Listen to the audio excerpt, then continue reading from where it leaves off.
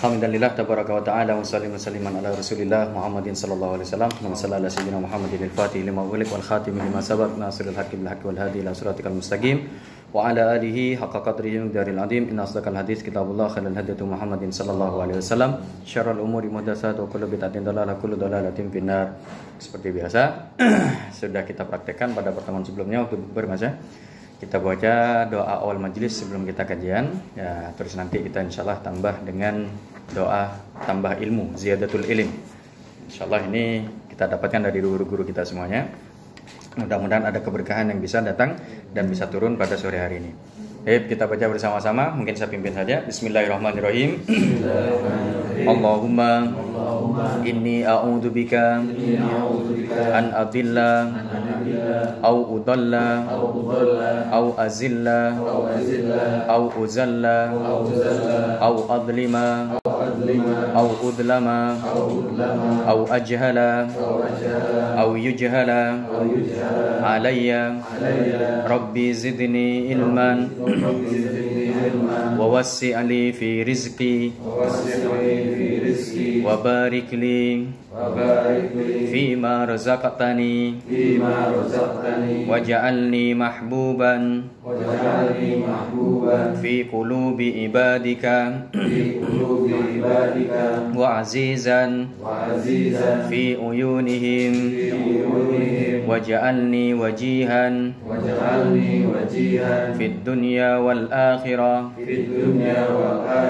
wa minal muqarrabin ya kathiran nawal ya hasanal fi'al ya qa'iman bila zawal ya mubdi'an bila mithal falakal hamdu walakal minnatu walakal syarafu ala kulli hal wa sallallahu ala sayyidina Muhammadin wa ala alihi wa sahbihi wa sallam walhamdulillahi rabbil alamin. Bismillah, salatu wassalamu ala rasulillah sayyidina Muhammad ibn Abdillah wa ala alihi wa sahbihi wa man tabi'ahum wa man walah. Tapi khotiyah bidakumullah kaifahalukum. Sehat semuanya ya. Mudah-mudahan senantiasa terus sehat. Oke, sebelum kita masuk ke bahasan kita terkait dengan materi pembinaan keislaman yang sudah materi buku modulnya sudah ada di depan antum semuanya.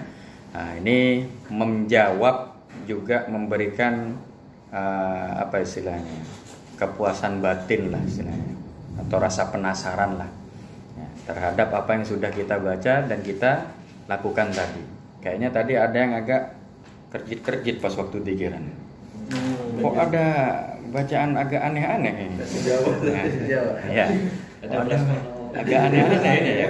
Ono beras akeh, duit akeh barang ini ya. Ini kok gua banget ini ya. Ya, hasil enggak usah khawatir terkait ini gimana saat apa enggak berkaitan dengan apa ajaran kejawen dan lain sebagainya botan. Karena ini kita dapatkan langsung ijazahnya dari Abi Ihya Ulumuddin Kiai kita dan beliau juga dapat langsung ijazah dari Kiai Abdullah Rembang. Kita coba telusuri. Ternyata sanad untuk lafadznya tidak berubah sama sekali dari sejak pencipta pertama. Kita coba telusuri, kemarin kita ngobrol sama teman-teman, kalau kita coba diskusi dan sebagainya, ketemu sanadnya nyambung ke Sunan Ampel. Loh, pernah dengar Sunan Ampel ya, yang di Surabaya itu. Jadi Sunan Ampel waktu dakwah, ternyata cara dakwahnya beliau ke orang Jawa, ya dengan cara agar mengajak mereka ini kembali pada Allah, tapi dengan cara yang tidak harus saklek, harus Arab. Kita tahu sendiri orang Jawa dulu bagaimana. Ya, ngomong ya hayu ya qayyum saja. Ya kayu, ya kayu ya kayum ya. Bisa jadi ya kayuku apa segala macam wis. Ya, dari sisi itu kesulitan yang dialami oleh orang Jawa, oleh Sunan Ampel diberikan tata cara dan metode yang mudah. Sesuai dengan pesan Nabi ya di dalam hadisnya yang beliau pesankan kepada Sayyidina Mu'adz bin Jabal, ketika Sayyidina Mu'adz mau dakwah ke Yaman. Diutus Rasulullah untuk dakwah ke Yaman. Apa kata Rasulullah? Ya Mu'adz, basyiru wala tunaffiru, yassiru wala tu'assiru. Kasih kabar gembira ya Mu'adz. Kasih yang enak-enak, kasih yang apa istilahnya? Yang ceria-ceria terkait ajaran Islam. Wala tunaffiru, jangan ajarkan sesuatu yang bikin mereka kabur.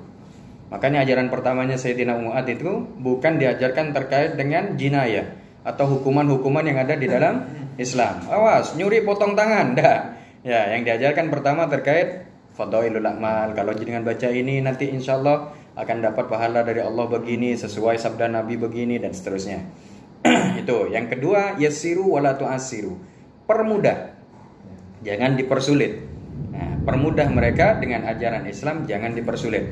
Makanya Sayyidina Mu'adz bisa dikatakan beliau awal pertama kali dai yang diutus Rasulullah dengan menggunakan metode ro'i atau kias, bukan ro'i ya, dengan kias. Pertama kali yang menampakkan atau menerapkan metode kias dari dalil-dalil Al-Quran dan hadis Rasulullah SAW. Makanya Sayyidina Mu'adz bisa dikatakan kalau di bahasanya guru-guru kita, nanti ketika di akhirat Sayyidina Mu'adz ini akan jadi ketua MUI, Majelis Ulama Internasional. Ya, karena apa? Beliau yang pertama kali dakwah, mendapat pesan Rasul dan menerapkan metode yang memudahkan umat saat beliau melaksanakan dakwahnya. Nah, itulah yang kita coba lakukan sekarang. Kenapa kok harus pakai bahasa Jawa, Ustaz? Tidak bisa diubah bahasa Lampung tak? Atau diubah bahasa mana daerah yang lain lah. Saya sendiri orang Madura pakai bahasa Jawa itu. Dulu pernah saya iseng, saya tanya ke Habibie, nggak boleh dirubah pakai bahasa Madura atau apa? Jangan.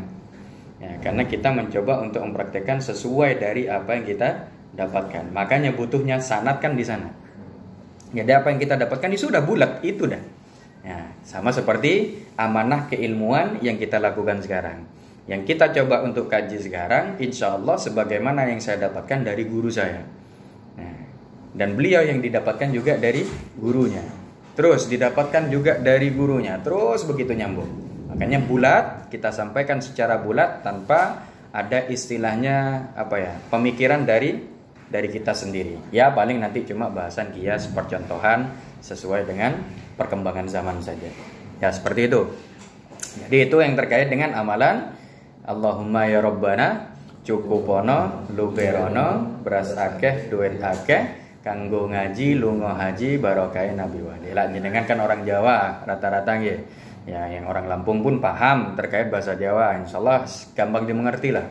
Ya, siapa yang nggak pengen punya uang untuk ngaji? Siapa yang nggak pengen punya uang untuk naik haji? Semuanya ngarep pasti.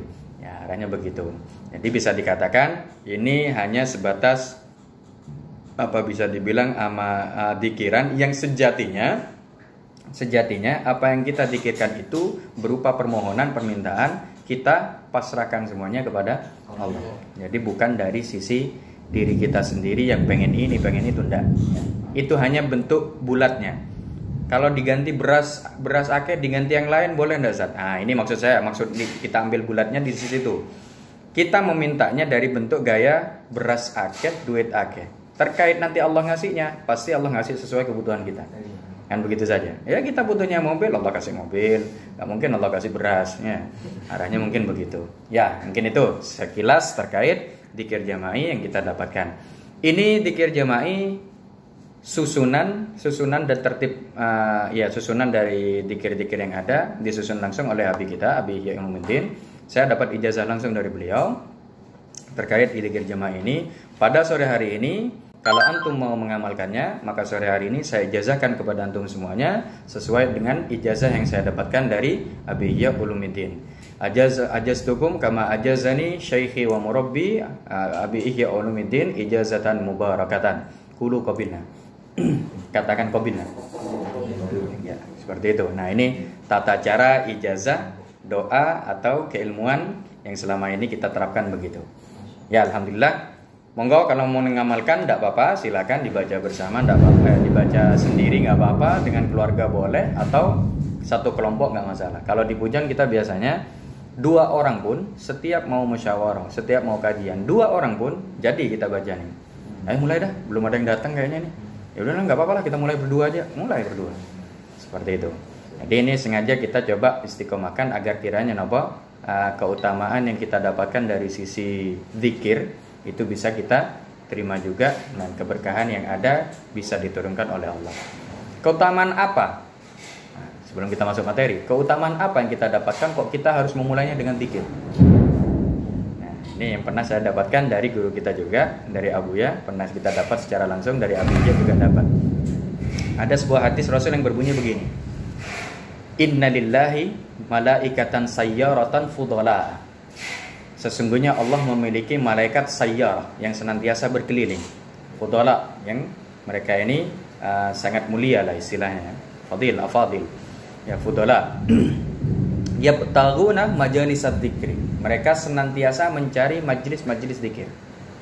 Nah, ketika mereka menemukan majelis zikir, mereka akan duduk bersama orang-orang di majelis tersebut. Para malaikat yang berkeliling ini akan duduk bersama mereka dan mengembangkan sayapnya, ya, ajnihatahum, kalau bahasa ajnihah ini sayap, karena kita tahu malaikat di dalam beberapa riwayat hadis punya sayap. Ya. Mengembangkan sayap-sayap mereka, menyelimuti orang-orang yang ada di majelis zikir, ya. Haffathum, bahasa mereka, bahasa hadis Rasul ini, haffathumul malaikah bi ajnihatihim wa ghashiyathumur rahmah, dan kemudian menyelimuti mereka dengan rahmat Allah Subhanahu wa taala. Kita harapkan dari pikiran yang kita lakukan tadi, mudah-mudahan memang benar ada malaikat turun tadi. Ya, ikut bareng sama kita, ikut duduk sama kita, ikut menyelimuti kita dengan rahmat Allah Subhanahu wa taala. Apalagi posisi sekarang juga dalam keadaan hujan. Nah, kita tahu salah satu keadaan dan kondisi di mana terkabulnya doa di saat turun hujan. Mudah-mudahan terus berlanjut ya. Makanya saya katakan tadi ke Mas Iqbal, kayaknya karena hujan ini banyak teman-teman tidak datang. Enggak apa-apa. Ya, yang datang insyaallah alamatul qabul. Alamatul qabul berarti tanda keterimanya amal kita. Mudah-mudahan ya. Ya, kita hanya bisa melihat dari sign-nya saja. Dari sign, tanda. Ya, dari tanda saja. Asli diterima enggaknya ya enggak tahu. Kita keterima apa enggak wallahu a'lam, kita enggak pernah tahu. Tips seperti itulah. Itu kenapa kok kita sengaja untuk memulai dengan zikiran terlebih dahulu. Apakah harus bentuk zikir begini? Enggak. Ya, zikir yang paling utama qiraatul Quran. Itu jauh lebih utama qiraatul Quran. Makanya tadi ada saran dari Mas Sapri, gimana kalau ada bacaan Quran? Oh, bagus, malah itu yang kita harapkan. Ya, ngaji juga ada. Ya, seperti itu. Majelis ilim juga termasuk majelis zikir dan seterusnya. Ya, seperti itulah. Ya, alhamdulillah ada 3 poin yang kita dapat. Quran dapat, zikiran secara lisannya dapat, dan zikiran secara ilmunya insyaallah juga kita dapat. Mudah-mudahan memang tanda-tanda keterimanya amal kita. Ya, mudah-mudahan begitu. Baik, kita masuk pada bahasan kita ya terkait dengan min aina nabda. Kitab min aina nabda. Istilah kalau yang kita pakai dalam di kalangan teman-teman Pujon, buku yang di depan antum semuanya ini namanya buku min aina nabda. Kalau arti min aina nabda itu dari mana mau kita mulai? Istilahnya begitu. Dari mana mau kita mulai? Makanya istilah min aina nabda ini kita mulai dari sisi pengenalan ajaran keislaman itu dari 3 poin. Untuk bisa buka di bab orientasi dasar tauhiyah. Ya, orientasi dasar tauhiyah. Kalau di ini sebetulnya banyak terjemah atau bisa dikatakan ya tidak murni sih. 70% terjemahan dari kitab susunannya Abi yang namanya Kitabul Wa'i. Kitabul Wa'i ini kitab pembinaan. Kitab yang wajib santri Pujon harus paham, harus ngerti, harus menguasai poin-poin yang ada di kitab tersebut. 70% isinya ada di situ. Makanya saya sengaja bikin rangkuman biar bisa saya masukkan, biar bisa saya padukan, saya masukkan juga materi-materi yang ada di Kitabul Wa'i itu. Dan kita masuk pada bahasan pertama, orientasi dasar tauhiyah. Orientasi dasar tauhiyah. Istilah tauhiyah ini adalah pembinaan. Allah Subhanahu wa taala berfirman, "Laqad mannallahu 'alal mu'minina idz ba'atsa fihim rasulan min anfusihim." Idz ba'atsa fihim rasulan min anfusihim yatlu 'alaihim ayatihi wa yuzakkihim wa yu'allimuhumul kitaba wal hikmah wa in kanu min qablu lafi dhalalin mubin. Allah telah memberi karunia kepada orang-orang beriman ketika Allah mengutus seorang Rasul Muhammad di tengah-tengah mereka dari kalangan mereka sendiri. Oke, idz ba'atsa fihim rasulan min anfusihim. Sebelum kita masuk pada poin yang lain, ya ingin saya bahas sedikit demi sedikit terkait dengan ayat yang diambil atau ayat yang dikutip untuk bab pertama ini. Berkaitan dengan idz ba'atsa fihim rasulan min anfusihim. Ketika Allah mengutus seorang rasul, ya seorang rasul di tengah-tengah mereka dari kalangan mereka sendiri, min anfusihim. Apa makna dari min anfusihim? Dari kalangan mereka sendiri. Ya, saya temukan di dalam ayat Al-Qur'an ya beberapa ayat yang nyaris mirip dengan bahasan tersebut, dan kita kaji juga di pendapatnya Imam Ibnu Katsir bahwa ayat tersebut berkaitan dengan penolakan atau bisa dikatakan penolakan orang-orang musyrik ketika tahu bahwa rasul atau nabi yang diutus di kalangan mereka berbentuk manusia. Makanya bahasa Allah kan di dalam Al-Qur'an gitu. Kita mengutus rasul kita mengutus utusan kita min anfusihim, dari kalangan mereka sendiri, dari manusia kalangan mereka sendiri, berasal dari mereka juga. Nah, itu. Jadi makna min anfusihim di sini,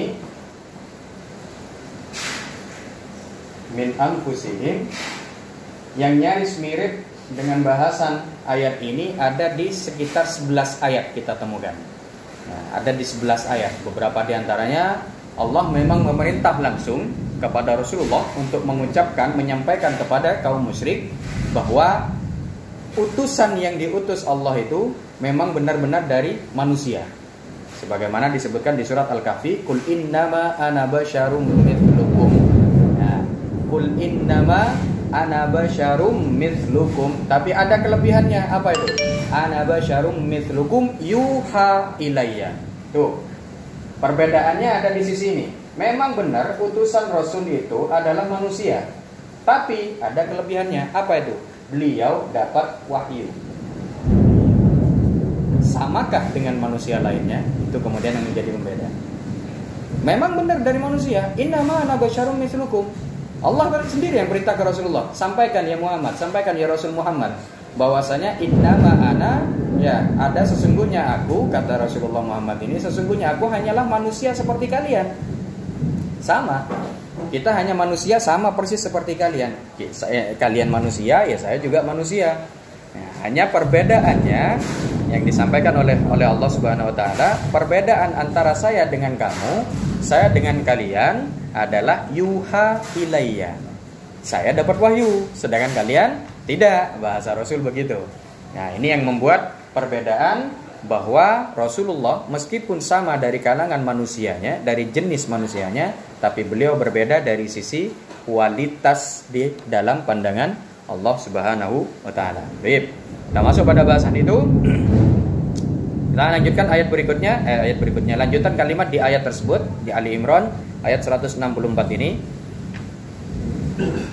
Apa bahasa apa namanya istilahnya? Allahumma shalli alaihi wasallam. Ungkapan firman Allah Subhanahu wa taala yang menjelaskan terkait dengan dalil adanya pembinaan di ajaran Rasulullah sallallahu alaihi wasallam. Apa yang dilakukan Rasulullah? Apa yang dilakukan Rasulullah kepada para sahabat? Oleh Allah dijelaskan, yatlu alaihim ayatihi. Ya, Rasulullah membacakan kepada mereka ayat-ayatnya. Makna dari ayat-ayat ini kita kaji pelan-pelan ya. Makna dari ayat ini ada dua. Ayat yang Allah turunkan itu ada dua. Yang pertama ada yang dikatakan ayat Qur'aniyah. Ayat Qur'aniyah. Yang kedua ayat kauniyah. Nah, tugas Rasulullah sallallahu alaihi wasallam yatslu alaihim ayati. Rasul membacakan kepada kaum musyrikin pada saat itu ayat-ayatnya. Yang dimaksud ayat-ayat ini yang bagaimana? Berarti Rasul menyebutkan kepada mereka dua jenis ayat yang Allah turunkan di muka bumi. Yang pertama ayat Qur'aniyah, Ayat Qur'aniyah yang kita ketahui sekarang, ya bagaimana Rasul mendapatkan wahyu disampaikan oleh Rasul, Rasul mendapatkan wahyu dari Allah disampaikan kepada kita dan seterusnya. Dan yang kedua, ayat kauniyah. Ayat kauniyah ini apa? Arti kauniyah ini alam. Alam semesta.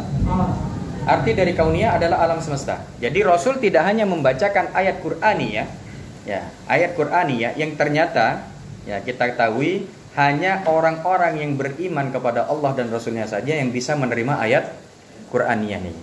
Lalu bagaimana dengan ayat kauniyah? Ayat kauniyah inilah penopang dan yang membantu orang-orang yang belum memahami Islam untuk bisa mengetahui bahwa sejatinya ayat Allah itu untuk membuktikan Allah ada tidak hanya dari sisi mushaf Al-Quran tapi juga dengan adanya alam. Seperti itu. Jadi ayat Allah yang dibacakan oleh Rasulullah di sini itu menunjukkan adanya eksistensi Allah. Makanya ayat 2 di sini dikatakan nanti arahnya di akidah. Pembacaan ayat-ayatnya ini, ayat-ayat Allah ini nanti arahnya kepada kajian kepada ilmu akidah. Bagaimana kita bisa memahami Allah, bagaimana kita bisa memahami Allah itu ada, bahwa Allah berkuasa, bahwa Allah itu mengurus segala kehidupan yang ada di sekitar kita, bahkan kehidupan kita juga. Itu nanti ayat-ayat ini yang akan kita bahas. Terus berikutnya ada bahasan berikutnya di ayat tersebut, tidak hanya yatlu alaihim ayatihi, tapi apa? Wa yuzakkihim. Wa yuzakkihim artinya apa? Wa yuzakkihim berarti kalau kita artikan di secara apa? Terjemahannya menyucikan jiwa mereka, mensucikan jiwa mereka. Tathir istilahnya tazkiyah atau tathir, mensucikan. Nah, mensucikan jiwa tidak hanya dari sisi pensucian apa istilahnya? Mensucikan dari sisi raganya, tapi jiwanya juga disucikan oleh Rasulullah sallallahu alaihi wasallam. Kalau dari sisi raga, Rasul juga mengarahkan untuk adanya nadhafah. Nah, makanya dikatakan di dalam sebuah hadis at-tuhur syatrul iman. Kesucian itu sebagian dari iman. Kalau kita yang kenal selama ini slogan bunyinya apa? An-nadhafatu minal iman. Ya, itu slogan bukan bentuk hadis.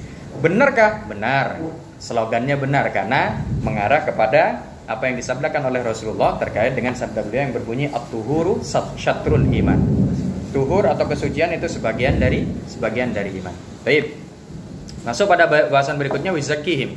Tazkiyah di sini ada berbagai macam. Bagaimana tata cara tazkiyah? Insyaallah nanti kita akan mencoba membahas pelan-pelan ya satu persatu terkait dengan bahasan tazkiyah ini, bagaimana caranya, metodenya juga seperti apa, akan kita perdalami juga. Ternyata tazkiyah ini tidak hanya dari sisi bagaimana kita mensucikan diri dari dosa. Mungkin selama ini kita pahami maksud dari pensucian diri berarti bagaimana kita mensucikan dari dosa. Kita istighfar, kita melakukan ini, sholat taubat, sholat tasbih, apa dan sebagainya. Ternyata tidak. Mana dari tazkiyah ini justru malah jauh lebih luas. Tazkiyah ini jauh lebih luas. Bagaimana kita mensucikan pikiran kita? Itu termasuk salah satunya. Mensucikan pikiran kita dari arah ananiyah pertama. Ananiyah ini keakuan. Oh, kalau bukan karena saya, gak bakal terjadi itu. Kajian ini, oh saya pelopornya. Nah, ini ananiyah. Aku, saya. Nah, ini yang ingin Allah hapuskan melalui tazkiyah.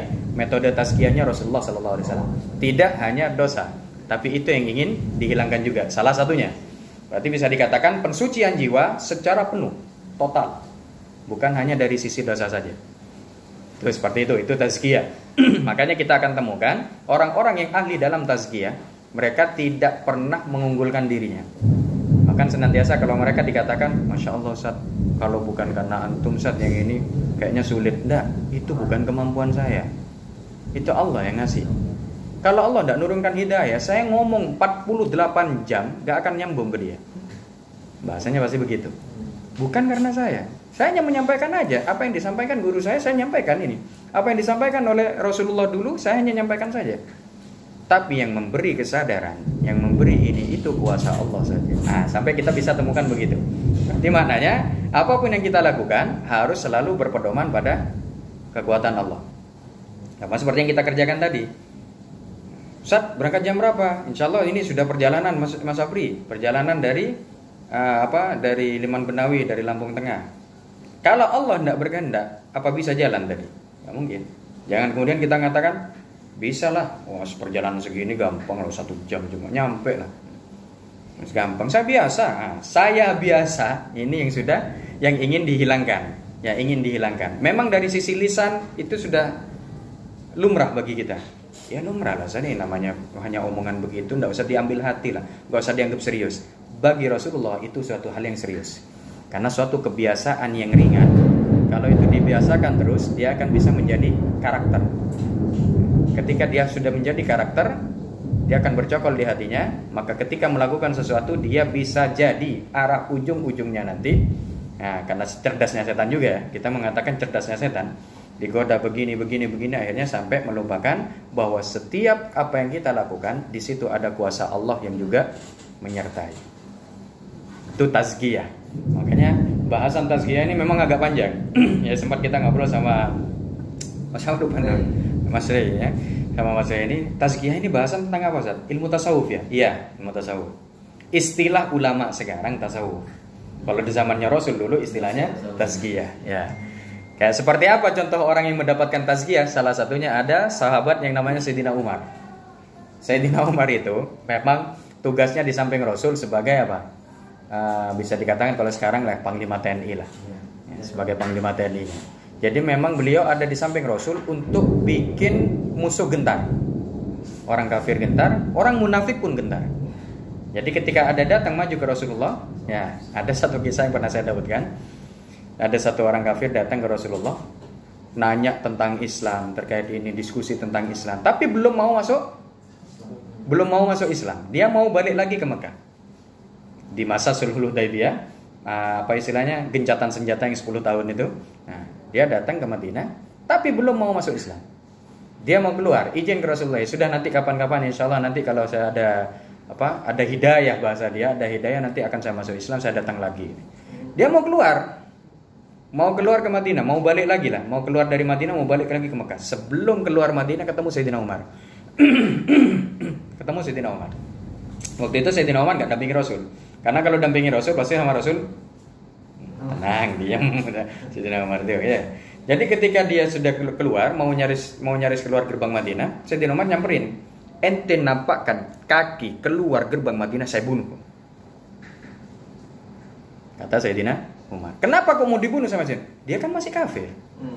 Kalau masih ada di Madinah tanah haram, nggak boleh ada pertumpahan darah. Bahasa Sayyidina Umar, kau jejakkan kaki di luar gerbang ini, nyentuh luar gerbang, saya bunuh kamu. Hanya gentar kan? Saya kalau keluar dari sini saya mati nih. Hanya balik lagi ke Rasulullah. Ya Rasulullah, saya ini merasa tidak aman ya Rasulullah, begini. Disampaikan satu ayat lagi yang menenangkan dia. Dapat ayat ini, akhirnya dia masuk Islam. Jadi salah satu wasilahnya ditakut-takuti Sayyidina Umar. Apa boleh begitu? Memang harusnya Islam begitu. Punya power. Harus punya power. Orang munafik ganggu Rasulullah, gampang. Beberapa kali mereka mengatakan sesuatu yang tidak sesuai. Rasulullah sampai mengkerutkan kening. Rasulullah sampai berubah wajah, rona mukanya. Berarti tanda beliau marah. Bahasa Sayyidina Umar simpel. Ya Rasulullah, idzan li adrib unuqah. Izinkan saya ya Rasulullah, saya bunuh dia. Di depan Rasulullah gitu. Ya Rasulullah, izinkan saya bunuh dia. Ya takut orang munafik. Wong tinggal nunggu jawaban iya, gitu aja di Rasul kan.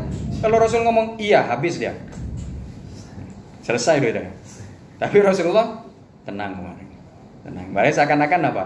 Ada tekanan, tapi ada penenang. Seimbang kan?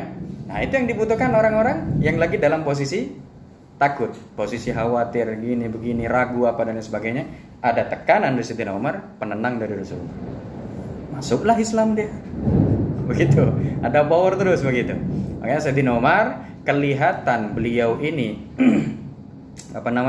terlihat beliau ini bahwa memang benar-benar posisi saat bersama Rasul hanya sekedar untuk membuat gentar musuh. Itu terlihat bahwa saat beliau menjadi khalifah. Bagaimana ketika beliau menjadi khalifah? Apa masih tegas? Apa masih keras? Enggak. Justru kasih sayangnya lebih banyak.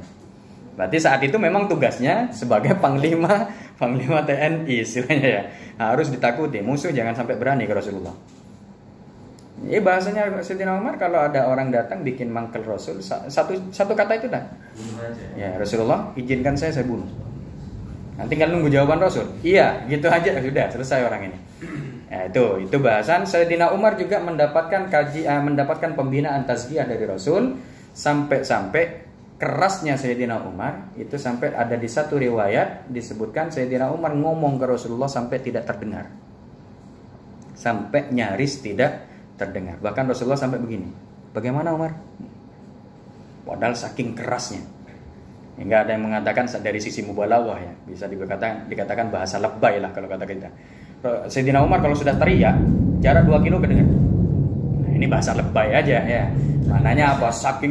Saking kerasnya suara beliau. Tapi di hadapan Rasul, beliau pernah ngomong, "Ya Rasulullah." Rasul sampai begini, "Apa Umar?" Sampai mendekatkan telinganya, "Apa Umar?" Berarti maknanya apa? Ada apa istilahnya? Ada pembinaan yang benar-benar masuk ke hatinya Sayyidina Umar pada saat itu dan langsung merubah drastis 180 derajat, bukan 360. Balik lagi nih. 180 derajat. Ya, seperti itu. Jadi benar-benar berubah total. Nah, itu Sayyidina Umar bin Khattab, Umar ibnul Khattab, salah satu manusia, ya salah satu sahabat yang didoakan oleh Rasulullah, salah satu yang didoakan oleh Rasulullah agar kiranya Allah menopang kekuatan Islam dari sebab beliau. Pilihannya ada 2 waktu itu dari Rasul. Kalau tidak Sayyidina Umar, Abu Jahal. Kalau tidak Sayyidina Umar, Abu Jahal. Ternyata Allah lebih senang ke Sayyidina Umar. Sayyidina Umar yang dikasih hidayah. Kembali lagi, bukan Rasul yang ngasih. Nah, Rasul saja kalau kita kembali ke bahasan itu ya, Rasul saja ya tidak memiliki kekuatan kalau tidak disertai dengan kekuatan Allah. Nah, terus siapa kita? Nah, ada yang katakan, "Antum dakwah ke Lampung ini luar biasa bagus," kata salah satu teman. Nah, bagus dari sisi apanya? Iya, soalnya di Lampung nggak ada orang yang kenal sama antum. Nah, andai kata orang Lampung tuh anti sama orang Madura, kita terima nggak kira-kira? Saya gitu kan? Iya nggak juga sih. Makanya saya katakan, bukan karena saya datang ke sana bisa diterima karena Allah mengarahkan hati-hatinya orang-orang yang ada di Lampung bisa nerima saya. Kalau saya tidak diterima oleh Allah, nggak diarahkan hatinya orang-orang Lampung, ya nggak bakal saya diterima. Ya, mana ada yang masih mau datang ke sana awal pertama. Paling ketika ngeliat saya, kok begini ustadznya, pasti ilfil lawan. Nggak beres sudah ini. Pasti mental. Tapi Allah kasih arahan lain. Itu ada amalan khusus juga soalnya. Sampai datang sama teman-teman 5 itu langsung malam.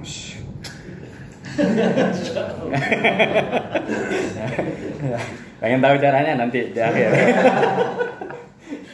Jadi ya itu ya. Itu wa yuzakkihim, ya metode Rasulullah dalam menyucikan jiwa-jiwanya para sahabat sebagai murid-murid beliau juga. Dan yang terakhir wa yu'allimuhumul kitaba wal hikmata. Ya wa yu'allimuhumul kitaba wal hikmata. Kenapa ini ditaruh di akhir? Ya, kenapa ini ditaruh di akhir di ayat ini ya? Ada sih sebetulnya di Al-Baqarah itu penyebutan juga, dia disebutkan di awal. Ya, disebutkan di awal di surat Al-Baqarah. Tapi di sini disebutkan di akhir karena ingin menunjukkan bahwa sejatinya ya, yang ketiga ini juga perlu, tapi ada yang jauh lebih diutamakan. Apa maksud dari wa yu'allimuhumul kitab wal hikmah? Kalau di sini kita mengartikannya dari terjemahannya dan mengajarkan kepada mereka kitab Al-Qur'an dan hikmah. Hikmah di sini diartikan sunnah ya. Maknanya berarti apa? Di sini yang diistilahkan dengan thaqafah. Thaqafah berarti wawasan keilmuan tentang Islam yang akhirnya kita bisa memahami bagaimana tata cara melaksanakan syariat Islam yang diajarkan oleh Rasulullah. Tata cara sholat masuknya ke sini, tata cara wudhu masuknya ke sini. Jadi bukan lagi bahasan tentang akidah, bahasan tentang ilmu. Makanya diutamakan akidahnya dulu, baru ilmunya nanti. Tapi kalau ke anak kecil kita ngajarkan apa biasanya? Anak umur 7 tahun, anak umur 10 tahun, kita ajarkan apa? Wudhu, sholat. Kenapa nggak diajarkan akidah duluan? Nah, itulah makna makna rahasia yang disebutkan di surat Al-Baqarah. Kenapa wa yu'allimuhumul kitab wal hikmah disebutkan di awal? Ya. Kenapa disebutkan di awal? Karena itu juga penting bagi mereka yang masih belum berpikir secara matang atau bisa berpikir secara dewasa bisa membedakan mana yang benar, mana yang salah. Termasuk orang yang jahil ya, bukan hanya anak kecil ya. Bukan hanya anak kecil sih, orang awam juga seperti itu. Ya, mana orang awam ini kan yang benar-benar dia tidak pernah menerima keilmuan tentang Islam, jadi jangan diakidah dulu. Ya, berikan ajaran keilmuan, tata cara dia sholat dulu. Ya, berikan tata cara, berikan apa istilahnya penyemangat. Sampai nanti kalau sholat ini pahalanya tambah ini loh, tambah ningkat apa dan lain sebagainya. Jadi itu aja dulu yang disampaikan. Barulah ketika sudah enak, sudah lancar, terbiasa mereka bahas tentang akidah. Sampean sholat ngadep siapa? Nah, itu baru kita bahas. Karena ingin dilihat mertua, apa ingin dilihat ini? Nah, itu baru kita bahas. Jangan, arahnya ke akidah. Itu nanti kalau mereka sudah bisa terbiasa dengan ajaran Islam. Jangan akidah dulu. Kalau akidah dulu ngeluh mereka. Bagaimana cara membuktikan Allah? Opo maneh iki ya, mikir gitu dah ya. Ya itu arahnya. Baik, kita masuk pada bahasan kita di orientasi dasar tauhid. Berarti ada 3 kesimpulan yang bisa kita ambil. Ya, 3 metode Rasulullah dalam membina para sahabatnya. Yang pertama yaitu dari sisi akidah, yatlu alaihim ayatihi. Yang kedua yuzakihim, berarti ada tazkiyah. Wa yu'allimuhumul kitaba wal hikmata, ada istilahnya thaqafah. Kita selama ini seringkali fokusnya di thaqafah. Seringkali fokusnya di thaqafah. Padahal itu bukan bahasan akidah, tapi kita sering tengkarnya di sini. Ono sing kunut bid'ah. Ono sing gak kunut apa? Yes, gak nyunah, wis segala macam dah. Nah, fokusnya di sini, tarungnya di sini.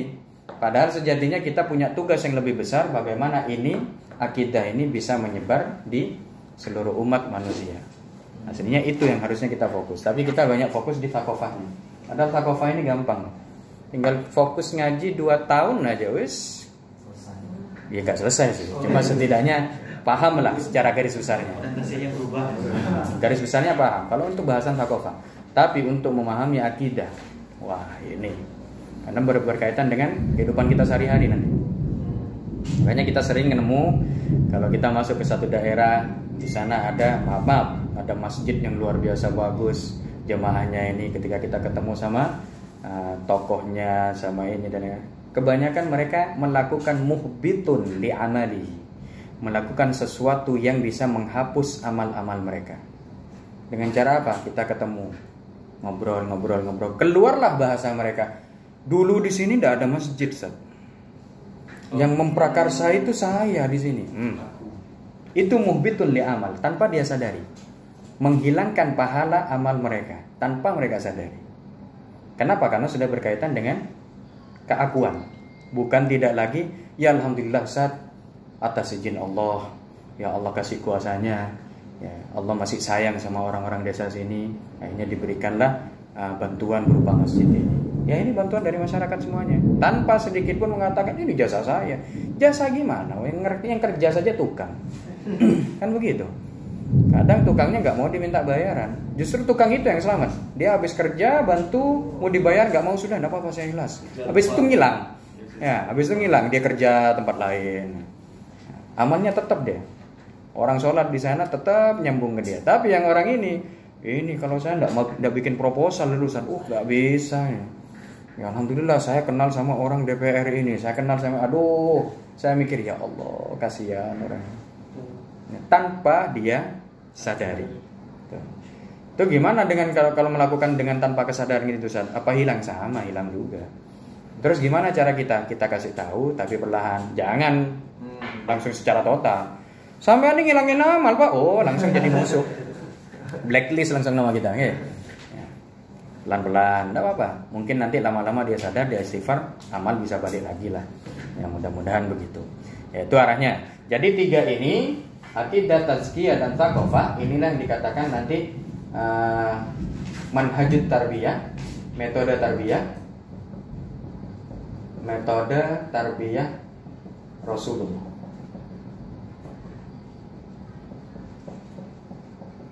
Dan ini yang kita dapatkan dari guru-guru kita, dan insya Allah kedepannya akan kita sampaikan kepada antum juga tata cara, manhaj, dan metode Rasul bagaimana bisa memahami 3 ini dan menguasainya, serta kita amalkan di dalam kehidupan kita sehari-hari. Pelan-pelan. Kalau pengen cepat, kita percepat, tapi selepas itu saya pulang.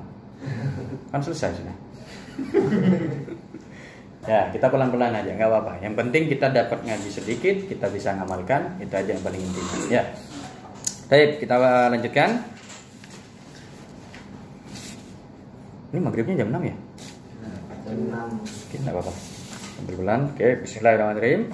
Oke, kita lanjutkan. Masyarakat Arab sebelum nubuah hidup dalam kegelapan. Saya bacakan saja. Mereka kehilangan pegangan utama, mereka tidak lagi mentoladani agama nenek moyangnya yang hanif, warisan Nabi Ibrahim alaihissalam, tetapi mereka menyembah berhala, Hubal, Lata, Manat, dan Uzza, serta menyelewengkan ajaran tauhid dari aslinya, monoteisme menjadi politeisme atau ateisme. Masa itu dikenal dengan masa jahiliyah. Kita jangan sampai mengatakan Rasulullah, ini ada salah satu salah kaprah ya, dikatakan salah kaprah yang dilakukan oleh beberapa orang lah. Saya katakan salah karena ini menyangkut Rasulullah. Saya kalau sudah berhadapan membahas tentang Rasulullah, kalau itu benar salah, saya tidak mau main neko-neko dah. Sudah saya katakan salah. Terkait nanti ternyata orang ini bisa menyadarinya, ya wallahu a'lam, terserah orang ini sendiri ya. Terserah urusan dia dengan Allah nanti ya. Ada bahasan yang senantiasa disampaikan, kenapa Rasulullah diutus di tanah Arab? Ya, dikatakan, ya, kalian pahamilah kenapa orang Rasulullah itu diutus di tanah Arab bukan di Indonesia? Karena orang Arab itu parah-parah. Ya, karena orang Arab parah-parah. Mereka nggak beres orang-orangnya. Terus orang Indonesia beres. Beresnya itu ketika datangnya Islam kok. Nah, maknanya apa? Kita jangan sampai mengkerdilkan orang Arab karena takutnya itu bisa menyakiti Rasulullah. Karena di sebuah hadis Rasul mengatakan apa? Ahibbul Arab li thalath. Cintailah Arab karena 3 hal. Pertama, anni Arabi. Ya, saya adalah orang Arab, kata Rasul. Berarti kalau kita ngejar Arab, kita nggak ngejar Rasul secara tidak langsung kan. Yang kedua, anna lughatal Quran Arabiyah. Dan yang ketiga, anna lughata ahlil jannah Arabiyah. Bahasanya ada 3. Bahasa Al-Quran itu bahasa Arab. Yang kedua kata Rasul, cintai Arab karena aku orang Arab. Bahasa Al-Quran adalah bahasa Arab. Dan bahasa ahli surga itu juga bahasa Arab. Itu bahasa yang pernah disampaikan oleh Rasulullah SAW. Jadi jangan sampai kita meyakini Rasul diutus ke tanah Arab dikarenakan posisi kondisi orang-orang Arab pada saat itu benar-benar parah. Enggak. Ada sebuah hadis mungkin jenengan ingat masih. Innama bu'istu liutammima makariman akhlak. Nah, kita yang perlu kita perhatikan di situ ada lafaz liutammima. Liutammima. Makna liutammima apa? Menyempurnakan. Bahasa menyempurnakan berarti sudah bagus. Hanya sebagian ada yang salah dalam peletakannya, kan begitu? Orang Arab niku ada hal spesial dari mereka. Ketika ada seorang asing, nah ini salah satunya, ada orang asing datang dari luar, mereka takut datang ke Mekah karena memang masih terkenal ada koti otorik, ada begal. Ya, di luar tanah haram Mekah itu masih ada begal di masa itu. Cuma hebatnya begal di masa itu, kalau sudah masuk bulan haram, Muharram, Dzulqa'dah, Dzulhijjah, sama Rajab, mereka juga libur. Cuti. Jadi selama bulan haram tidak boleh ada peperangan, tidak boleh ada begal, nunut aja mereka. Ya. Jadi kok nggak begal? Bulan haram bro. Nah kasar kayak gitu. Lagi bulan haram, amanlah, libur dulu. Jadi 4 bulan ini yang disebutkan Allah di Al-Quran, Asyurul Hurumat itu, Asyurul Hurum, 4 bulan ini mereka juga libur. Nah berarti kalau bukan karena mereka punya akhlak, ya, karena bukan karena punya akhlak, gak mungkin mereka ngerjakan itu. Gak bakal tahu yang namanya ini. Banyak ya begal Indonesia. Ramadan libur nggak? Wah, nggak ada libur-liburan, apalagi dekat Lebaran. Oh, tambah jadi mereka. Ya, arahnya begitu. Ya, tapi mereka masih punya akhlak. Nah, Rasul datang untuk menyempurnakan akhlak mereka. Dari sisi yang sudah menghormati 4 bulan ini, sisanya hormati juga lah. Nggak usah begal lagi, istilahnya begitu. Itu datangnya Rasul, salah satunya. Nah, di Salah satu keistimewaannya juga orang Arab apa? Ketika ada orang asing datang ke mereka, orang asing datang mereka minta kafil atau minta jaminan, minta kafalah, minta jaminan ke salah satu orang di sana, salah satu orang, baik itu orang biasa ataupun tokoh. Datang, seumpama dia masuk ke kota Mekah, dia ketemunya cuma sama Mas Adi, anggap orang Arab dulu. Datang, sampean orang Mekah? Iya, saya orang Mekah, asli Mekah. Iya, saya orang ahli Mekah. Saya minta jaminan ke sampean. Saya orang asing, saya berasal dari Irak. Saya pengen dagang di kota Mekah. Saya ingin jadi ingin minta ke jenengan jaminan biar saya aman di Mekah. Orang ini dibawa langsung. Kalau orang ini bersedia, dia langsung dibawa di hadapan Ka'bah, di depan Ka'bah, dan diumumkan ke masyarakat umum. Saksikan masyarakat kaum Quraisy, saksikan orang ini di bawah tanggung jawab saya, di bawah kafalah saya, di bawah jaminan saya. Kalau orang ini disakiti berarti sampai nyakiti saya. Apa nggak baik kayak gitu? Padahal tidak dikenal orang ini, akhlaknya sudah bagus. Ya semacam itu. Cuma beberapa di antaranya juga apa?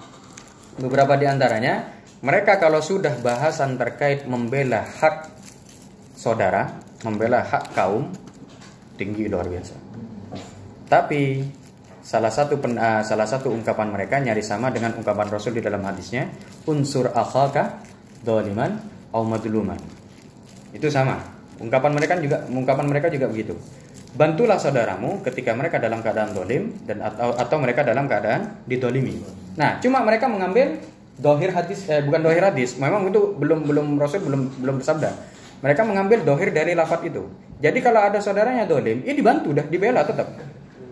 Itu salah satu kekurangan orang Arab waktu itu. Makanya Rasul datang menyempurnakan pemahaman itu, bahwa maknanya unsur asal kedoliman bukan ketika dia dolim dibantu. Maknanya ketika dia mau dolim kita tahan, jangan sampai dolim. Ini bantuannya. Rasul menyempurnakan. Berarti bisa dibilang orang Arab waktu itu sudah punya akhlak yang baik, hanya sebagian akhlaknya itu salah penempatan. Nah, ini Rasul diutus untuk menyempurnakan akhlak tersebut. Nah, ini yang perlu kita hati-hati. Jangan sampai kemudian mengatakan orang Arab itu kan nggak beres aja karena nggak gena itu. Bukan begitu. Ya ada, nggak genanya ada. Cuma jangan sampai dikatakan kaum paling parah di muka bumi saat itu sehingga Rasulullah diturunkan di sana. Itu mengurangi kemuliaan Rasul sebenarnya. Seakan-akan Rasul diturunkan di tempat yang paling hancur, tempat yang paling berantakan, tempat yang paling najis lah kasarannya kalau datang ke sana. Enggak. Tapi ada kemuliaan di sana yang kemudian oleh Allah ingin disempurnakan biar bisa jadi contoh ke bangsa dan kaum lainnya. Seperti itu. Itu yang perlu kita pahami juga. Baik, kita lanjutkan. Pada masa itulah Allah Subhanahu wa taala mengutus Nabi Muhammad untuk mengembalikan mereka kepada agama yang hanif dalam tempo tidak lebih dari 23 tahun. 23 tahun untuk Rasulullah, 30 tahun untuk umatnya. Ini rahasia yang pernah disampaikan oleh Rasulullah. Memang hadisnya tidak terlalu kuat, bisa dikatakan dhaif, agak parah dhaifnya. 30 tahun untuk umatnya, tapi itu banyak yang membuktikan. Jadi tanda kesuksesan yang dilakukan apa saja ini, kesuksesan yang dilakukan oleh umat Nabi Muhammad, tunggu waktu 30 tahun. Kalau sudah 30 tahun, terus naik. Kalau masih berjangka 30 tahun masih tes begitu. Itu pernah disampaikan juga sama Abi kita, sama Abi yaitu waktu pondok ulang tahun ke 25 apa 27 kalau nggak salah. Pondok Haromain itu ulang tahun ke 27, ya kita merayakan bareng Abi, terus beliau mengatakan 3 tahun lagi kita akan membuktikan sabdanya Rasul, benar-benar kita dalam keadaan sukses apa enggak membina pondok ini. Sekarang sudah lebih 30. Dan alhamdulillah. Ya, kita ngelihat ya, teman-teman yang ada yang jadi santri sana sudah banyak yang siap untuk diutus kemana-mana. Makanya saya katakan ke teman-teman yang nanya, ini cabangnya Haromen yang di Liman Benawi. Iya, cabangnya Haromen. Yang keberapa? 91. Memang pondok kita kecil-kecil, cabang kita kecil-kecil, tapi kita tidak ngelihat dari sisi kuantitas. Mudah-mudahan kualitasnya sama dengan yang di Pujon. Begitu aja. Kalau mau dilihat, ya antum bisa juga mau bangun di sini 92. Tapi syaratnya diwakafin. Ya, tayyib, seperti itulah. Jadi bisa dikatakan 23 tahun sirnya kalau untuk umatnya ada 30. Tidak perlu dijadikan sebagai pedoman, tapi sebagai salah satu ini aja, ya perkiraan lah, atau bisa dibilang penyemangat lah, motivasi nanti. Baik. 23 tahun beliau berhasil menjadikan bangsa itu sebagai khairu ummah, umat terbaik. Khairu ummah. Ukhrijat linnas ta'muruna bil ma'ruf wa tanhauna 'anil kuntum khairu ummatin ukhrijat linnas, sampai disebutkan di dalam Al-Qur'an. Muncul pribadi agung seperti Abu Bakar As-Siddiq, Umar bin Khattab, Ali bin Abi Thalib, Ammar bin Yasir, Bilal bin Rabah, Sa'ad bin Abi Waqqas, Mus'ab ibn Umair, Salman Al-Farisi, Zubair ibn Awam, Abu Dzar Al-Ghifari, Sayyidah Khadijah, Sayyidah Aisyah, Sayyidah Asma binti Abu Bakar, Sayyidah Ummu Sulaim, dan ribuan sahabat agung lainnya. Mengapa beliau dalam tempo yang singkat berhasil mewujudkan kader-kader tangguh? Metode apa yang beliau pergunakan dalam mendidik atau membina mereka?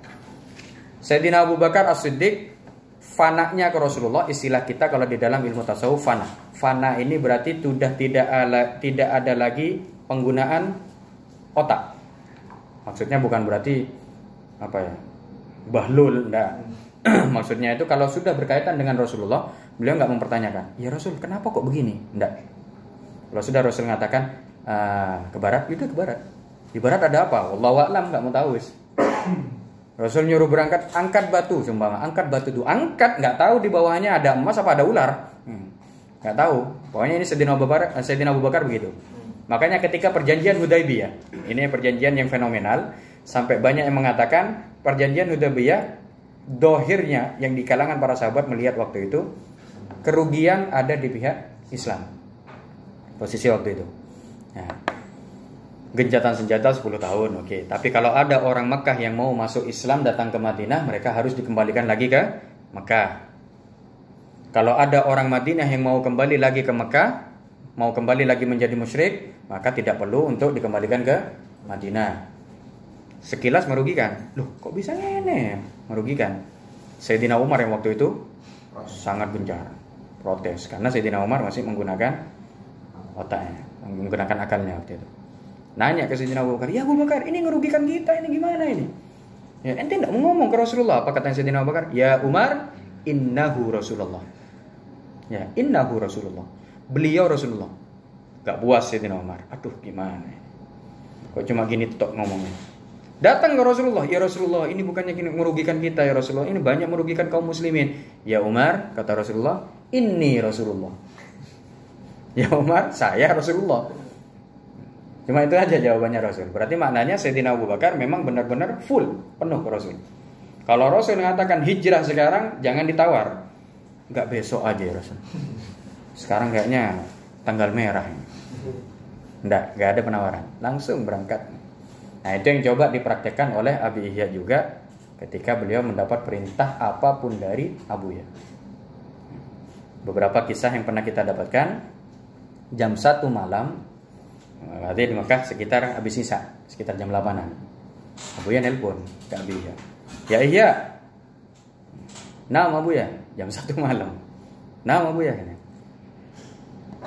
ente sekarang berangkat ke Jakarta, ambilkan uang saya. Nama Abu ya. Nanti saya nemui siapa di sana Abu ya?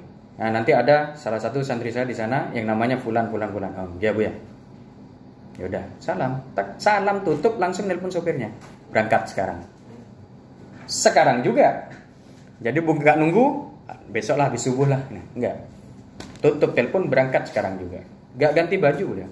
Ya, baju yang beliau pakai dah waktu itu. Pakai. Makanya beliau sempat mengatakan ke kita, "Saya itu masuk ke banknya itu, ternyata bank internasional. Masuk ke banknya itu satu-satunya yang pakai sarung, pakai sandal jepit. Yang lain jas. Ini apa ya, sudah lah. Ya, saya enggak mau tahu apa aja, cuma pakaian aja kok ini. Ya udah masuk, ambil uang, bawa koper 2. Selepas itu balik lagi ke Pujon, nyampe di Pujon, ya ditelepon lagi, bagikan uang itu ke Fulan. Jaraknya jauh. Berangkat lagi langsung saat itu juga. Bagi, beliau enggak kebagian. Dari uang yang ada beliau nggak kebagian, balik lagi ke Pujon.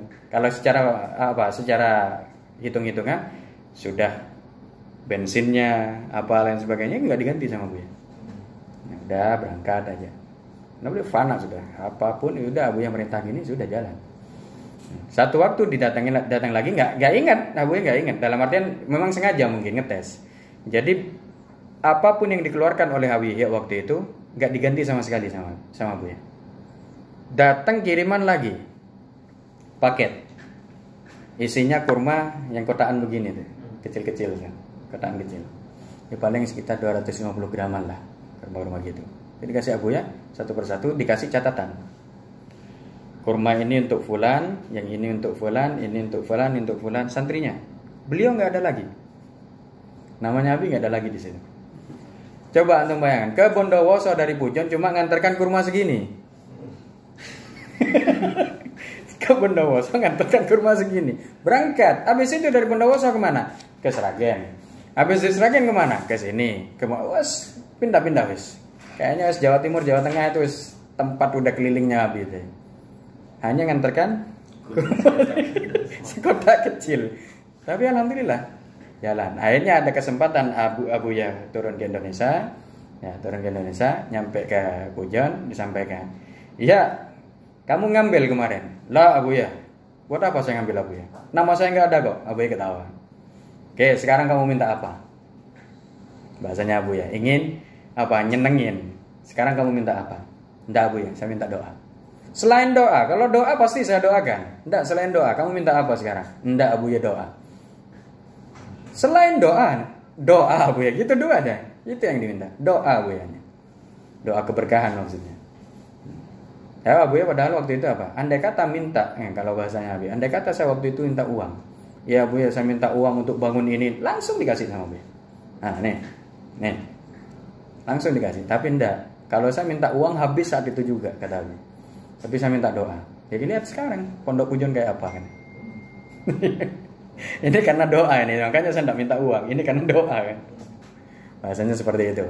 Nah, bisa dikatakan tazkiyah yang didapatkan Sayyidina Abu Bakar itu juga ikut dipraktekkan oleh Abuya kepada santri-santri. Sulit, luar biasa. Saya pernah dites ya, bahasa kalau bahasa saya sih dites. Saya sempat di hati, nggak sengaja Mas. Nggak sengaja, maknanya nggak sengaja apa?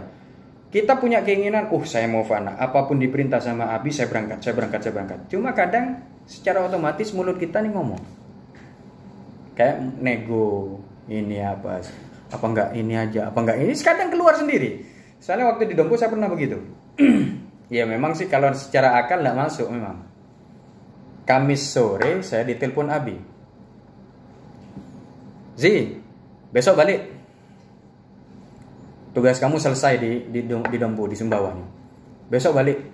Jumat, belum nggak ngatakan besok. Jumat balik. Itu Kamis sore ngomongnya. Nelpon saya Kamis sore. Oh, pikiran saya kan waktu itu belum mesen tiketnya, belum pamitan ke orang-orang di sana, belum bagaimana. Kok moro-moro langsung pulang besok pagi kan gitu. Saya katakan, Bi, Jumat kayaknya besok, Bi. Kayak gitu. Saya nggak sengaja ngomong itu. Jumat kayaknya besok, Bi. Oh, besok ya? Ya wes Sabtu nih. Coba dikasih keringanannya bukan ya 3 hari lagi kayak atau 4 hari lagi apa atau Sabtu. Saya waktu itu langsung astagfirullah gitu. Ya wes Sabtu, astagfirullah, langsung ini. Nyesel saya nggak ngomong itu. Kenapa? Karena kalau bahasan saya kayaknya Abi ngetes waktu itu. Kalau bahasa saya Abi ngetes. Berarti saya masih belum fana ke beliau. Ya, saya masih belum full ke beliau. Ya, ketika nyuruh besok balik, saya masih nego. Karena masih otak yang saya pakai. Itu makanya kemarin ketika mau ditugas ke Lampung, siap kamu saya tugas? Siap, Bi. Kalau boleh saya tahu ke mana, Bi? Ke Lampung. Nggih. Tanpa tahu jawabannya istri, keluarga, apa lah urusan nanti sudah itu. Nggih. Udah berangkat. Ya nanti hubungan sama ini Ustaz Iva. Nggih. Udah. Tuh kita nyoba lagi. Ya. Nyoba fana. Berangkat ke sini enggak tahu mau tidur di mana, biaya bagaimana, hidupnya gimana, Allahu a'lam. Urusan Allah sudah itu. Nah, itu karena kita mencoba untuk melatih dengan metode pembinaan Rasul tadi. Nah, yang kita rasakan bagaimana? Saya belum bisa seperti Sayyidina Abu Bakar. Saya belum bisa seperti Sayyidina Ali atau Sayyidina Umar atau Sayyidina Utsman. Tapi kebahagiaan dan rasa senang yang saya rasakan ya melebihi dari apa yang dirasakan oleh orang-orang yang biasanya ngerasa susah kalau berada di daerah yang tidak kita kenal, sendirian, tidak punya kerjaan, tidak punya saudara, tidak punya apapun. Santai aja, saya enjoy. Mau berangkat ke sini, oke. Ya. Ada panggilan ada omongan dari Mas Iqbal, Mas, mau pengen ngadakan. Oke, bismillah, berangkat. Enjoy. Itu baru permukaan yang saya rasakan. Nah, makanya kita coba apa yang saya rasakan, rasa puas, rasa senang, rasa bahagia yang saya rasakan dengan metode pembinaan seperti ini ingin kita terapkan juga kepada panjenengan semuanya. Mudah-mudahan apa yang kita lakukan di setiap harinya, kehidupan kita sehari-hari itu bisa dilaksanakan dengan kerelaan, tanpa berat hati, dan semuanya diarahkan bahwa apa yang kita lakukan ini semuanya demi Allah Subhanahu wa Ta'ala. Seperti itu. Ya, mungkin dari sisi ini ada yang mau dipertanyakan dulu terkait dengan 3 metode Rasul ini. Ya, akidah kita paham, urusannya nanti akan memahami terkait dengan wujud Allah dan kekuasaan Allah. Kita akan lebih memperdalam itu, tazkiyah. Nanti arahnya nanti kita mencoba untuk mensucikan diri kita. Dan tsaqafah akan sambil lalu akan kita pelajari dan pahami tsaqafah terkait dengan ajaran-ajaran syariat Islam. Jadi mungkin nanti kita selang-seling, atau bisa jadi nanti kita masukkan di dalam beberapa kajian kita terkait dengan mungkin pelajaran hukum fikih tentang ini, ya, pelajaran tentang penjelasan hadis ini bagaimana dan lain sebagainya. Dan itu perlu kita ketahui juga dari sisi tsaqafah, agar kiranya pentingnya tsaqafah ini salah satunya apa? Agar kita tidak gampang menyalahkan orang lain. Kalau bahasanya Buya, kullamat tasa'a ufukul mar'i, ya, setiap kali meluas atau wawasan seseorang ini tambah luas, qalla inkaruhu 'alan nas, maka semakin juga dia semakin sedikit, semakin minim dia untuk menyalahkan pendapat orang lain. Ya, sama seperti jenengan pas yang belajar bisnis. Ada pakai metode A, ada pakai metode B. Sedangkan jenengan mempelajari 4 metode. Yang satu lagi tarung sama ini. Oh, lebih enak yang A, oh lebih enak yang B, begini.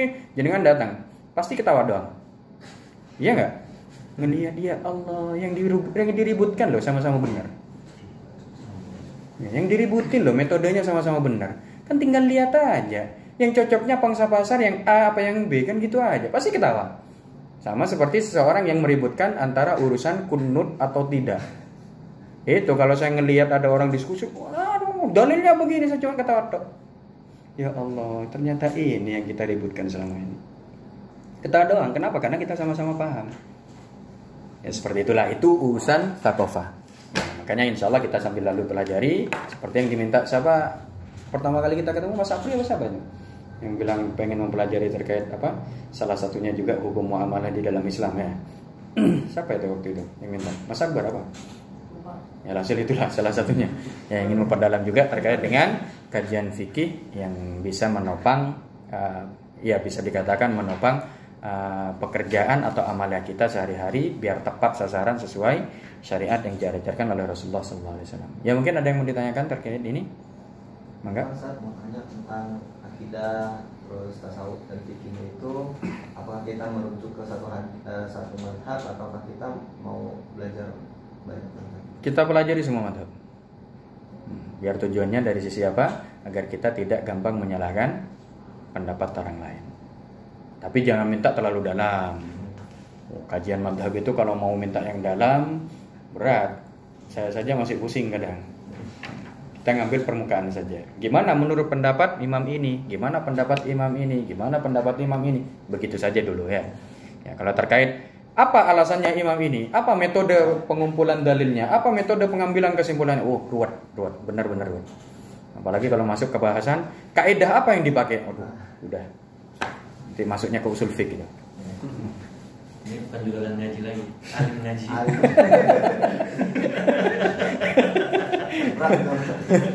Kalau mau mengkaji itu mendalam gampang nanti, ya. Langsung bisa ke Pujon, ya. Atau kita ngaji bareng secara fokus di Liman Benawi aja. Ya. Sebulan fokus, jangan kemana-mana di situ. Oke, siap kita. Karena nggak bisa sejam 2 jam itu. Ya mungkin ada lagi. Aku ada pertanyaan. Enggak, mangga. Ini terkait yang Ananiyah ya. Oh, Ananiyah. Ananiyah ya. Yang kapan itu kan di sini kan mungkin mostly pengusaha ya. Itu kan biasanya kalau pengusaha itu untuk dia jual dirinya, dia kan biasanya saya bisa ini, saya mampu, itu gimana biar supaya kiat-kiatnya itu supaya enggak bisa make caranya Rasulullah. Rasulullah ketika menyebutkan ya ana sayyidu waladi Adam wala fakhr. Ada kalimat ana di sana. Bahasa Rasul, saya pimpinan anak-anak keturunan Nabi Adam wala fakhr. Wala fakhr maksudnya apa? Tapi saya tidak bangga dengan itu. Tanpa kebanggaan saya menyebutkannya. Berarti maknanya apa? Di situ bisa dikatakan aku boleh disebutkan dengan syarat tidak ada rasa bangga di dalam diri. Paham maksudnya? Kalau kita ada bangga berarti nanti masuknya ke ujub. Ya, pendapat saya yang paling benar, yang lain lewat. Ya, buang yang lain semuanya itu, ikut saya saja. Nah, ini bisa mengarah ke ujub. Seperti itu. Kita bisa menghargai pendapat orang lain, bisa kita masukkan, oh kayaknya cocok ini kalau saya tambahkan ke pendapat saya untuk menghilangkan rasa ujub. Promosi, oh bagus, nggak promosi mengatakan ya kata bahasa orang itu, kalau kita mengatakan produk saya nomor 435. Mana ada orang mengambil? Silakan pilih yang lain, enggak mungkin lah.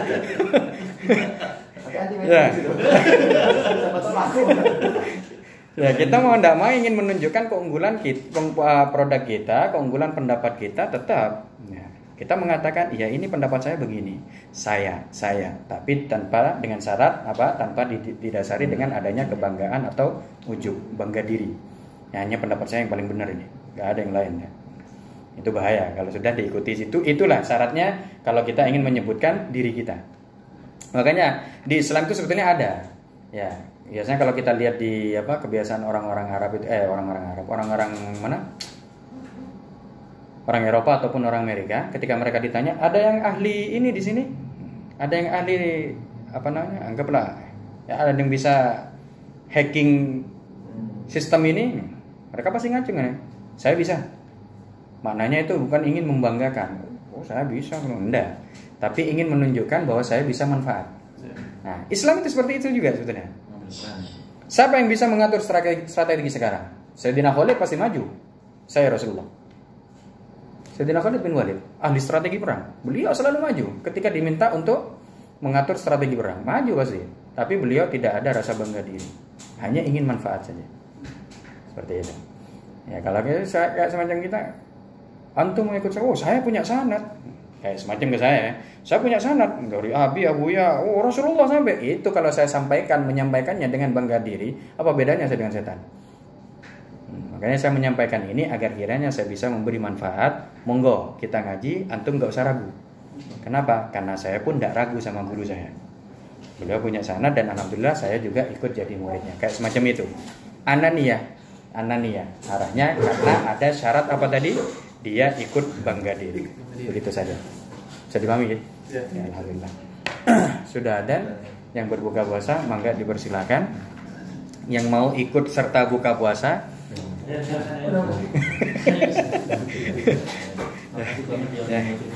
yang ikut berbuka tidak puasa. Mangga Mas. Ya sambil lalu mangga, yang mau sharing atau apa bisa kita lanjutkan. Atau kalau enggak kita break dulu. Atau kita tutup. Kita ngikut ke panitia. Kita ikut panitia saja. Oh, ikut jemaah. Kembali lagi nih ceritanya. Kita sholat. Baik. Ya sambil lalu tidak apa-apa. Baik, insyaallah ya mungkin itu yang bisa kita sampaikan pada sore hari ini. Mudah-mudahan ada manfaat yang bisa kita ambil. Nah, di lain kesempatan ya atau tidak harus nunggu kesempatan ya. Di setiap harinya kemungkinan besar saya nanti akan ngirimkan setidaknya selama ini saya ngirim sih sebetulnya kayak quotes ya, quotes itu saya sampaikan kalam-kalam dari guru-guru kita bagaimana, atau kalau mungkin ada amalan yang sekiranya ini baik untuk diamalkan, baik untuk dibaca, baik untuk diistiqomahkan, insyaallah kita kirim juga. Cuma yang ingin saya titik beratkan ada kebiasaan Rasul sebagai salah satu bentuk ittiba di sunnah ya, kita ngikuti sunnah ya, yang insya Allah nanti setiap kajian atau setiap pertemuan atau mungkin bisa dikatakan setiap harinya akan kita berikan kepada antum satu demi satu perlahan-lahan ya, secara pelan-pelan saja Jadi kalau nanti saya nyampaikan begini, kita coba praktekkan nanti dalam keseharian. Ya kayak semacam apa? Di akhir ini ya sebelum kita tutup, ada kebiasaan Rasul yang pernah disampaikan di sebuah hadisnya, kalau kita mendapatkan suatu penghormatan, jadi menerapkan sebuah kalam firman Allah yang berbunyi wa idza huyyitum bi tahiyyatin fahayyu bi ahsana minha aw rudduha. Ya, bahasa wa idza huyyitum, bahasa Al-Qur'an begitu, kalau kalian diberi penghormatan dengan suatu penghormatan, ya, dihormati dengan suatu penghormatan oleh orang lain, maka balaslah penghormatan tersebut dengan yang lebih baik atau serupa. Nah, ceritanya kalau ingin kita terapkan bagaimana? Di hadis Rasul disebutkan kalau kalian mendapatkan suatu kebaikan dari seseorang, maka jangan hanya sekedar mengucapkan terima kasih. Karena terima kasih tidak ada apa istilahnya? Ya bisa dikatakan itu rudduha, bukan ahsana minha. Dia yang setara, tapi tidak yang lebih baik. Terus kalau ingin kita menerapkan yang lebih baik, ada yang jauh lebih baik dari sisi itu apa? Kita ucapkan kata Rasulullah, jazakumullah. Kita langsung menggunakan bahasa globalnya saja. Kalau jazakallah berarti khusus laki-laki. Jazakillah khusus perempuan. Kalau jazakumullah baik laki-laki maupun perempuan semuanya masuk. Satu orang atau 20 orang semuanya masuk. Berarti kita satukan menjadi jazakumullah. Bahasa Rasul ketika orang mengatakan jazakumullah faqad ablaghat thana. Bahasa Rasul begitu, sudah mencapai pada posisi dia memuji, tapi tidak hanya sekedar memuji, tapi mendoakan juga. Nah, itu jauh lebih baik. Kita dihormati, dikasih makanan kayak semacam sore hari ini, kita ucapkan jazakumullah, berarti maknanya kita mendoakan mudah-mudahan Allah yang membalas kebaikan jenengan. Ya, siapa tahu pas lagi waktu itu mustajab. Allah ganti langsung tak lebih baik pastinya. Allah kalau ganti kan tidak tanggung-tanggung. Ya seperti itulah jazakumullah. Cara jawabnya bagaimana? Ada dua cara. Menjawabnya ada dua cara. Bisa dengan wa iyyakum, bisa juga dengan wa jazakumullah. Boleh. Ya, jazakumullah wa iyyakum atau wa jazakumullah. Kalau di pujian kita mempraktekannya jazakumullah dijawab wa iyyakum. Biasanya begitu. Ya mungkin itu yang bisa kami sampaikan. Mohon maaf kalau ada kesalahan dalam tutur kata dan penyampaian. Ya, jazakumullah sanama jaza ibadus sholihin atas apa yang antum atas sambutan antum dan apa yang antum berikan pada sore hari ini. Ya, akhirul kalam dari kami. Wassalamualaikum warahmatullahi wabarakatuh.